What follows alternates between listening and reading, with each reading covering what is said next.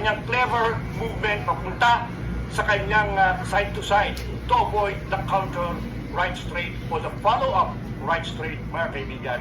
A very masterful performance for a 46-year-old. Inuulit ko, for a 46-year-old. Kasi kung iisipin nyo, ay paano dyan? Hindi yan si Pacquiao.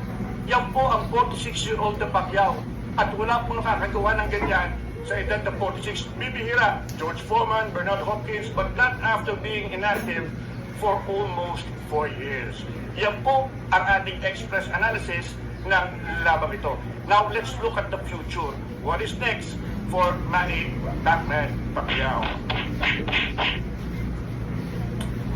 Ay nagbabalik ang boxer shorts. Ano ang susunod para sa ating pambansang kamao na si Manny Pacquiao? Lalo na ngayon na pinutunayan niya, mukhang may asik pa itong ating Batman. Sa totoo lang mga kaibigan, napakagandang ending na ito.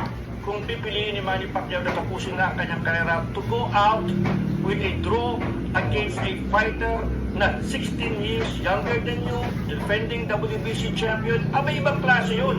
Ibang klase accomplishment na yun para sa akin.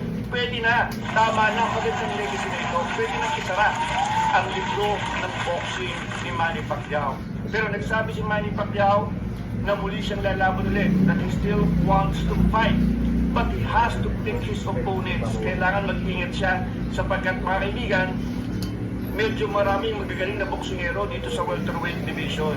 Pacquiao will have to pick his spots. Hindi pwedeng yung Barrios, nagkataon lamang, sinabi po natin, he is the weakest among the welterweight champions. So kinakailangan piliin ni Manny Pacquiao ang kanyang susunod na kakalabanin. But like I said, kung gusto ni Manny Pacquiao na tapusin ang karera, saludo na tayo. Ito na ang pinakamagandang ending. Given that siya 46 years old, at siya na may kumita ng todo-todo sa laban ito. At the end of the day, counting the pay-per-view earnings of this fight, ayon sa mga reports, ay baka mag-uwi na mahigit kumulang $18 million si Manny Pacquiao. Ang laking pera na po yan, mga kaibigan.